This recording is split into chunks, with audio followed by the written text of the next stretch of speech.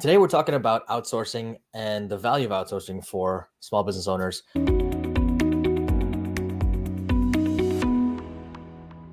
That's related to what we're talking about in terms of these folks who start businesses and they're just good at what they do, right? They're really good at business as at the topic area of where they're at, right? Whether you're a plumber, whether you're a roofer, or you're a coach or a consultant, or you're just good in your field, right? You're excellent at what you do, but you're not a great business person, right?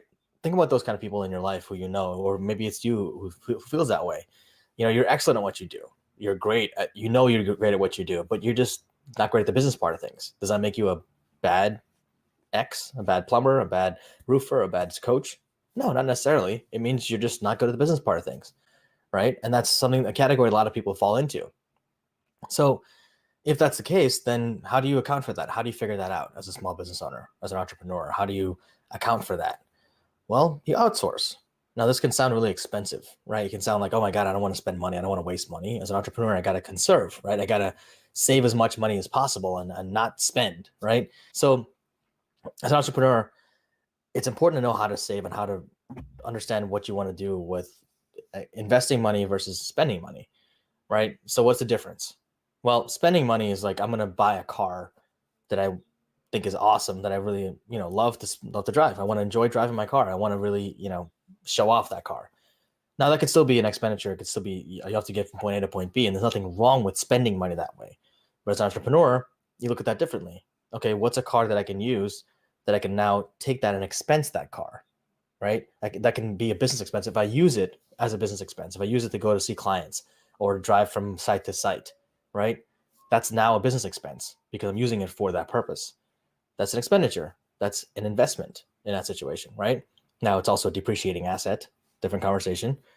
But what are some investments you can make as an entrepreneur, right? You can invest in hiring someone to do your bookkeeping, right? You can invest in hiring someone to do your website. An expenditure is done. That money's spent, right? Maybe it's a lesson, maybe it's not, whatever it is. You spent the money on something, it's gone, and you can't get that money back. An investment is where you spend $5 and you know there's a potential to get $25, $30, $100 back. That's an investment. That's what a website would be, right? But when you talk about an expenditure, right? Expenditure has no return on investment. Okay, and if expenditure has no possibility of you getting that money back or any of that money, much less just some of it. Take the really fancy sports car that you want to buy, right? If you want to sell that car back, you'll get some of that back. That doesn't make it an investment, right? But if I told you that car could get you 5 times its value, then that now becomes an investment, right? That's the difference between an investment and a expenditure. And as an entrepreneur, you got to be able to understand the difference between those two things as a business owner, right? You're not just trying to save money just to save money. You're trying to save money intentionally. Do I need this or is it an investment?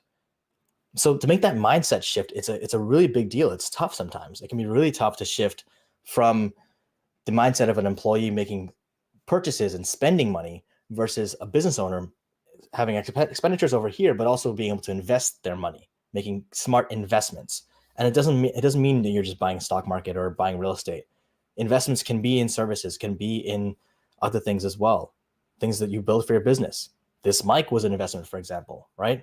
The camera I'm on, the computer that I got, those are investments because they enable me to do my work. The small business community is pretty cool overall, honestly. I mean, we support each other. We try to do that as much as possible.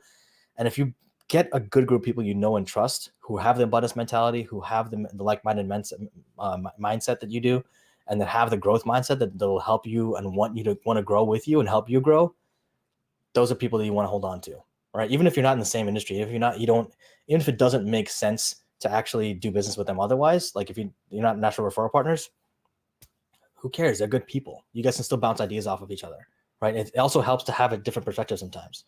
So keep those people in your network. All right, guys. Thank you guys so much. I appreciate it. Like I said, if you like the video, hit like, hit subscribe, share the video with folks who this matters to. And yeah, we'll talk again next week.